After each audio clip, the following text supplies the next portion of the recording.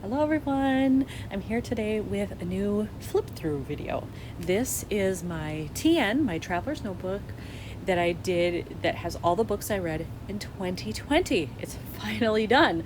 So I have a flip-through of that today, and most of these, I think almost all of these, have process videos. And my journaling is done in all of them except one. And that's because I have a lot to say about it. And I just simply haven't done the journaling yet, but I will. But the rest of the layout is done. So let's take a look, shall we? First of all, as you can see, this is fairly chunky. I've had others that are worse in terms of thickness, so this isn't actually too bad. I really made an effort with this one to not go crazy with 3D embellishments because I wanted it to be able to be closed relatively easily and stay that way. So I think I did pretty well on that front. So having said that, though, you're going to see I have a 3D embellishment right off the bat. And that is this acrylic piece here. And this, I believe, was from Colorcast Designs. And did she do one for 2021? I'm not sure. I don't know. Can't remember. But I bought the one for 2020 because I loved it. And then I just chose some book paper, put that on there, a little washi, and that was enough. The only thing I have to say is I believe this TN came from Felicity Jane. This looks like them, the patterns do, is that I don't care for this. I'm tempted to cover this up with something because I don't like the busy pattern next to this. For now, I'm leaving it, but we'll see what happens. So now you can just take a look at the layouts here. Most of these are one pagers. There are a few that are 2 pages. It only got a double page spread really if I really loved the book or I had a lot to say about it. Otherwise, I tried to stick to a 1 page. The reason for sticking to 1 page is that I counted ahead of time the number of pages that were in here. And I knew my reading goal for 2020 was 24 books. I ended up reading 25. But I had to be able to fit all those in here. And there's no way that I could have kept it to 1 TN unless I did 1 pagers. So that's why I chose to do that. Sometimes it looks better to have a 2-page layout, but that just wasn't going to happen in terms of being able to fit everything. So as you can see on here, I kept this one pretty minimal. I had quite a bit to say there. So I just have a little wood veneer and a phrase. And then over here, I have so many tags that I have gotten in kits and cutouts on different, like B-sides of paper and things. And I tend to hoard them. I forget that I have them or I don't think they'll work. And so I decided, you know what, I have to use some of these. So I included them on this layout. And then here, I just wanted something a little different. So I did the triangular piece. And then here, I decided to do a tip-in. I had this cute little card and I didn't know how else I would use it since I'm not doing pocket pages for this. But I was able to use a leftover pocket I had from something else. Just do a tip-in with washi. And then my journaling is there and kind of a tiny picture for this big piece of paper, but it's about a library. And so I thought this paper with the font on it was pretty appropriate.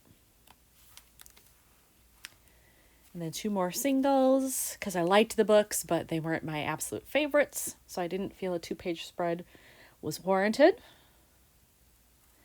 And this one I fussy cut that out from some card I had, I think. I don't exactly remember. And then a lot of the photos you'll notice are between 2 by 2 and 2.5 by 2.5. I tried to keep them a smaller size again so I'd have more room on the page for journaling and embellishing. Now some of them you'll see are bigger later. They're almost a 3 by 4. But when I started out, I liked the idea of the smaller photos. Yes, I still have that going here. This was a really good one. I, in a way, regret only doing 1 page for it because I really enjoyed it. But I do like the way the page turned out, so I guess I'll be okay with leaving it. Moving on to the next ones. These were also just 1-pagers here. These photos are slightly bigger. You can tell there. I still got quite a bit of journaling in though, so I think that's good. These are both 1-pagers. This is another one where I really loved it and I maybe could have done a 2-page spread, but I didn't. And I think it works fine the way it is. I won't redo it or anything. And the whole point of using a TN to do this is because I know it's impermanent, that I will only hang on to this for a while and then it'll get chucked. I don't really need to look back on this 5 years from now. So here's another book, and I was kind of ho-hum about this book. As you can see, it says not horrible, but not great. And then, so on the other side, I decided to just do a picture of the stack of books that I had waiting as another one-pager. So not every page in here is about a book that I've read. Some pages about things I'm going to read, and then I have a wrap-up page at the end. So there's a mix in here. It's mostly just the books, though. Now, this is another one that I did love, and so I decided to go 2 pages. I wanted this to have a pretty prominent photo with a fun background, and then I had quite a bit to say, so I wanted to make sure that I could get all the journaling in as well. Another 2-pager, and this one was interesting because I actually compared the book and the movie, because I liked the book, but I didn't love it, and I thought I would, so I was a little disappointed. So then I watched the movie to see, well, will I feel any differently? The answer is yes, very much so. Loved the movie, enjoyed it more than the book, which isn't normally the case, but that's what happened here. And then here we are back to some 1-pagers. I did love this book, but I only gave it a 1 page. I love the colors here that I was able to use. I tried to match her dress there.